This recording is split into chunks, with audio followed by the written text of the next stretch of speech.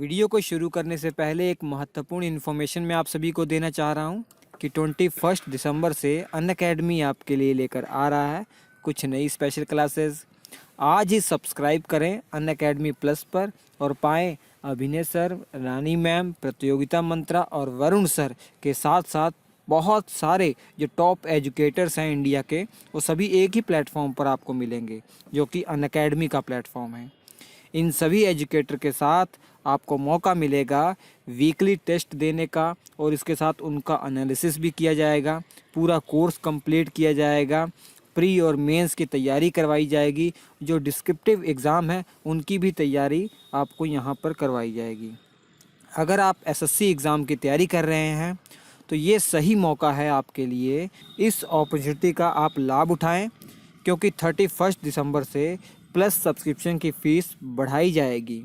इसलिए मैं कह रहा हूँ आपको बिना किसी वक्त ज़ाया किए आप सब्सक्राइब करें अनअकैडमी प्लस पर और पाएँ इस मौके का फ़ायदा। और ध्यान से सुनिए, अगर आप अनअकैडमी प्लस को सब्सक्राइब करते हैं और मेरा रेफरल कोड यूज़ करते हैं श्री एडू SHRIEDU, तो इस कोड के माध्यम से आपको तुरंत 10% का डिस्काउंट मिल जाएगा। Let's crack it. नमस्कार दोस्तों, बहुत बहुत स्वागत है आप सबका हमारे चैनल श्री एजुकेशन पर। तो दोस्तों, आज के इस वीडियो हम संगम काल और दक्षिण भारत के इतिहास से संबंधित कुछ महत्वपूर्ण क्वेश्चन को डिस्कस करने वाले हैं। यहाँ पे आपको हर क्वेश्चन के साथ पूरी डिटेल बताई जाएगी।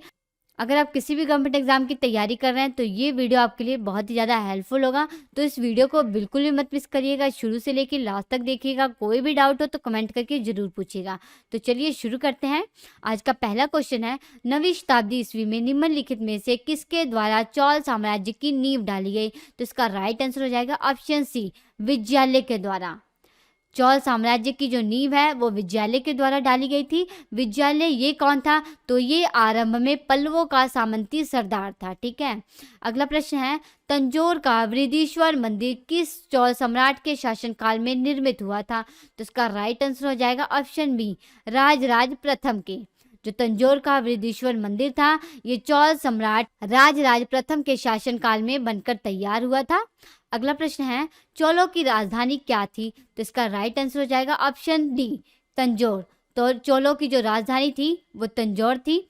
इसके अलावा जो गंगैकोंड चोलपुरम थी ये भी चोलों की राजधानी थी। और अगर ये पूछा जाए कि संगम काल में चोलों की राजधानी क्या थी, तो संगम काल में चोलों की राजधानी उरैयूर थी। क्या थी? उरैयूर थी। इंपॉर्टेंट बात है, नोट डाउन कर लीजिएगा। अगला प्रश्न है, चालुक्यों की राजधानी कहाँ पे थी? तो इसका राइट आंसर हो जाएगा ऑप्शन बी, वातापी। चालुक्यों की जो राजधानी थी वो वातापी थी। और वर्तमान में वातापी को किस नाम से जाना जाता है? तो वर्तमान में वातापी को बादामी के नाम से जाना जाता है। बादामी ये शहर कहाँ पे है? तो बादामी ये कर्नाटक के बीजापुर जिले में है। कहाँ पे है? कर्नाटक के बीजापुर जिले में है। यहाँ पे बादामी का नाम आया है तो आपको मालूम होना चाहिए कि बादामी के चालुक्य राजवंश के संस्थापक कौन थे।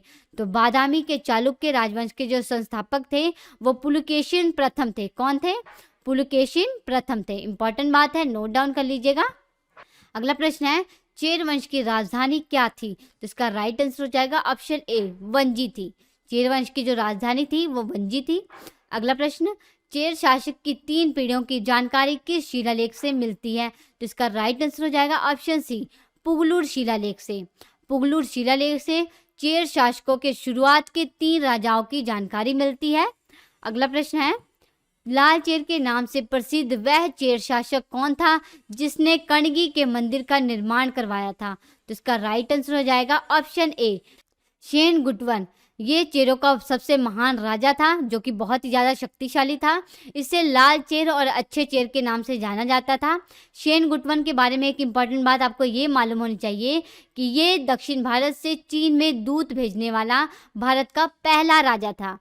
अगर आपसे ये पूछ लिया जाए कि दक्षिण भारत से चीन में दूत भेजने वाला भारत का पहला राजा कौन था, तो वो शेन-गुट्टवन ही था। इंपॉर्टेंट बात है, नोट डाउन कर लीजिएगा।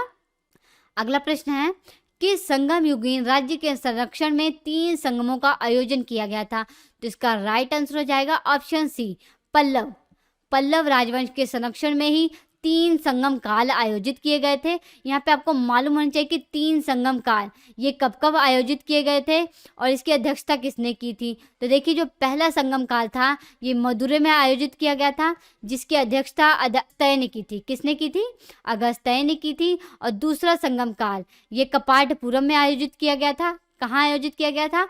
तो कपाटपुरम में आयोजित किया गया था। इसकी अध्यक्षता किसने की थी? तो इसकी अध्यक्षता तोल्काप्पियर ने की थी। किसने की थी? तोल्काप्पियर ने की थी। इंपॉर्टेंट बात है, नोट डाउन कर लीजिएगा। और तीसरा संगम काल ये कहाँ आयोजित किया गया था? तो तीसरा संगम काल मदुरै में आयोजित किया गया था ये भी। और इसकी अध्यक्षता किसने की थी? तो इसकी अध्यक्षता नक्कीरर ने की थी। किसने की थी? तो नक्कीरर ने की थी। तो इतनी इंपॉर्टेंट बातें थी इस क्वेश्चन के बारे में। अगला प्रश्न है, निम्न में से कौन संगम युगीन व्याकरण रचना सर्वाधिक महत्वपूर्ण रचना मानी गई है? तो इसका राइट आंसर हो जाएगा ऑप्शन सी, तोल्काप्पियम। तोल्काप्पियम जो रचना है ये सबसे महत्वपूर्ण रचना मानी गई है। इसकी रचना किसने की थी? तो इसकी रचना तोल्काप्पियर ने की थी। किसने की थी?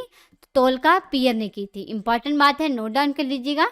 अगला प्रश्न है, पुहर या कावेरी पट्टनम की स्थापना किसने की थी? तो इसका राइट आंसर हो जाएगा ऑप्शन बी, कारिकल ने की थी। जो कावेरी पट्टनम शहर है इसकी स्थापना कारिकल ने की थी। कारिकल ये कौन था? तो ये चोल सम्राट था। इसने कावेरी पट्टनम शहर की स्थापना की थी और इसे अपनी राजधानी बनाया था। इससे पहले चोल राज्य की जो राजधानी थी वो उरैयूर थी। क्या थी? उरैयूर थी। इंपॉर्टेंट बात है, नोट डाउन कर लीजिएगा। अगला प्रश्न है, पांड्य वंश की प्रारंभिक राजधानी क्या थी? तो इसका राइट आंसर हो जाएगा ऑप्शन ए, कोरकई। पांड्य राजवंश की शुरुआत में जो राजधानी थी वो कोरकई थी और बाद में इसकी राजधानी मदुरै बन गई। अगला प्रश्न है, आबू का जैन मंदिर किससे बना है? तो इसका राइट आंसर हो जाएगा ऑप्शन बी, संगमरमर से। आबू का दिलवाड़ा जैन मंदिर संगमरमर से बनाया गया है। आपको मालूम होना चाहिए कि आबू के दिलवाड़ा जैन मंदिर का निर्माण किसने करवाया था? तो आबू के दिलवाड़ा जैन मंदिर का निर्माण विमल शाह ने करवाया था। विमल शाह ये कौन था? तो ये चालुक्य शासक भीमदेव प्रथम का सामंत था। कौन था ये? चालुक्य शासक भीमदेव प्रथम का सामंत था। इंपॉर्टेंट बात है, नोट डाउन कर लीजिएगा। अगला प्रश्न है, किस वंश ने एलोरा के कैलाश मंदिरों का निर्माण किया था? तो इसका राइट आंसर हो जाएगा ऑप्शन डी, राष्ट्रकूट वंश।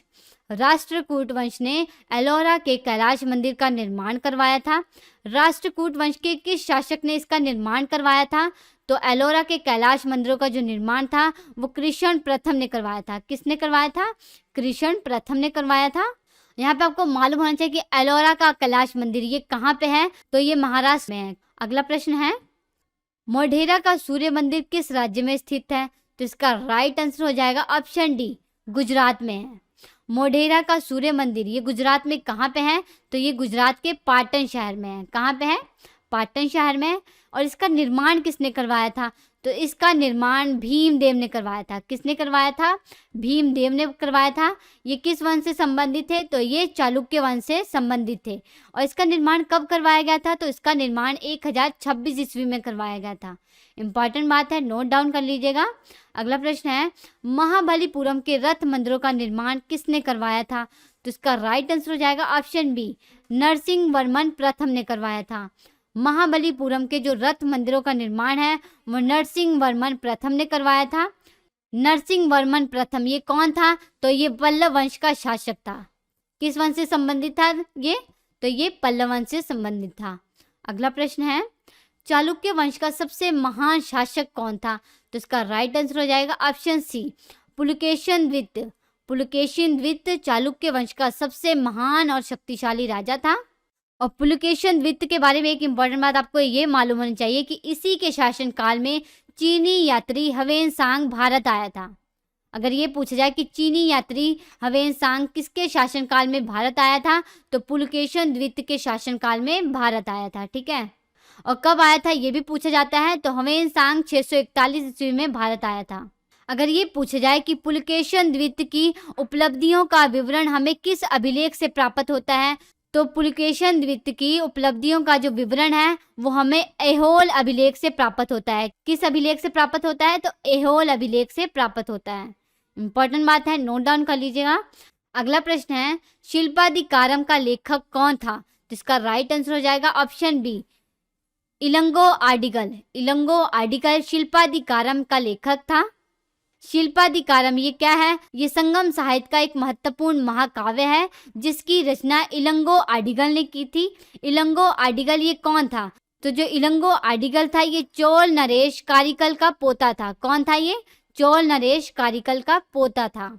अगला प्रश्न है, चोल साम्राज्य को अतः किसने समाप्त किया था? तो इसका राइट आंसर हो जाएगा ऑप्शन ए, मलिक काफूर ने समाप्त किया था। चोल साम्राज्य को मलिक काफूर ने समाप्त किया था। अगला प्रश्न है, कदम राजाओं की राजधानी क्या थी? तो इसका राइट आंसर हो जाएगा ऑप्शन सी, वनवासी। कदम राजाओं की जो राजधानी थी वो वनवासी थी। यहाँ पे आपको मालूम होना चाहिए कदम राजवंश, इसकी स्थापना किसने की थी? तो कदम राजवंश की स्थापना मयूर शर्मन ने की थी। किसने की थी? मयूर शर्मन ने की थी। और बाकी जो तंजौर था ये किसकी राजधानी था? तो जो तंजौर शहर था ये चोल राजवंश की राजधानी था, जबकि जो कांची शहर था ये पल्लवों की राजधानी था। ठीक है। और जो बादामी शहर था ये चालुक्यों की राजधानी थी। इंपॉर्टेंट बात है, नोट डाउन कर लीजिएगा। अगला प्रश्न है, मत विलास प्रहसन का लेखक कौन था? तो इसका राइट आंसर हो जाएगा ऑप्शन बी, महेंद्र वर्मन। महेंद्र वर्मन ने मत विलास प्रहसन की रचना की है। महेंद्र वर्मन ये किस राजवंश से संबंधित थे? तो ये पल्लव वंश से संबंधित थे। ठीक है, इंपॉर्टेंट बात है, नोट डाउन कर लीजिएगा। और मत विलास प्रहसन ये क्या है? तो ये संस्कृत का एक नाटक है। ठीक है, इंपॉर्टेंट बात है। अगला प्रश्न है, किसने वातापी कोंडा की उपाधि धारण की थी? तो इसका राइट आंसर हो जाएगा ऑप्शन ए, नरसिंह वर्मन प्रथम मामल ने। नरसिंह वर्मन प्रथम मामल ने वातापी कोंडा की उपाधि धारण की थी। वातापी कोंडा इसका मतलब क्या है? तो इसका मतलब है वातापी का विजेता। वातापी के विजेता की जो उपाधि थी वो नरसिंह वर्मन प्रथम मामल ने धारण की थी। अगला प्रश्न है, श्रीलंका पर विजय प्राप्त करने वाला चोल वंश का सबसे प्रतापी राजा कौन था? तो इसका राइट आंसर हो जाएगा ऑप्शन बी, राजेंद्र प्रथम। जो राजेंद्र प्रथम था ये चोल वंश का सबसे प्रतापी राजा था, श्रीलंका पर विजय प्राप्त करने वाला। अगला प्रश्न है, राष्ट्रकूट साम्राज्य का संस्थापक कौन था? तो इसका राइट आंसर हो जाएगा ऑप्शन डी, दंती दुर्ग। दंती दुर्ग ने राष्ट्रकूट साम्राज्य की स्थापना की थी। अगला प्रश्न है, चोल राजाओं ने किस धर्म को संरक्षण प्रदान किया था? तो इसका राइट आंसर हो जाएगा ऑप्शन बी, शैव धर्म को। चोल राजवंश ने शैव धर्म को संरक्षण प्रदान किया था। अगला प्रश्न है, 12वीं सदी के राष्ट्रकूट वंश के 5 शिलालेख किस राज्य से मिले हैं? तो इसका राइट आंसर हो जाएगा ऑप्शन ए, कर्नाटक राज्य से। राष्ट्रकूट वंश के जो 5 शिलालेख हैं ये हमें कर्नाटक राज्य से मिले हैं। नेक्स्ट क्वेश्चन, चोलों द्वारा किसके साथ घनिष्ठ राजनीतिक तथा वैवाहिक संबंध स्थापित किए गए थे? तो इसका राइट आंसर हो जाएगा ऑप्शन बी, वेंगी के चालुक्य के साथ। वेंगी के चालुक्य के साथ चोल राजाओं के द्वारा घनिष्ठ राजनीतिक और वैवाहिक संबंध स्थापित किए गए थे। अगला प्रश्न है, भगवान नटराज का प्रसिद्ध मंदिर जिसमें भरतनाट्यम शिल्प कला है ये कहाँ पे स्थित है? तो इसका राइट आंसर हो जाएगा ऑप्शन बी, चिदंबरम में स्थित है। भगवान नटराज का जो प्रसिद्ध मंदिर है ये चिदंबरम में स्थित है। अगला प्रश्न है, राष्ट्रकूटों को किसके द्वारा उखाड़ फेंका गया था? तो इसका राइट आंसर हो जाएगा ऑप्शन सी, तैल्प सेकंड के द्वारा। तैल्प सेकंड के द्वारा राष्ट्रकूटों को समाप्त किया गया था। तो फ्रेंड्स, आज के इस वीडियो में इतना ही। वीडियो आप कैसा लगा कमेंट करके ज़रूर बताइएगा। अच्छा लगा तो लाइक करिएगा और अपने फ्रेंड्स में ज़्यादा से ज़्यादा शेयर करिएगा। हम आपसे मिलते हैं नेक्स्ट लेक्चर में, तब तक के लिए नमस्कार।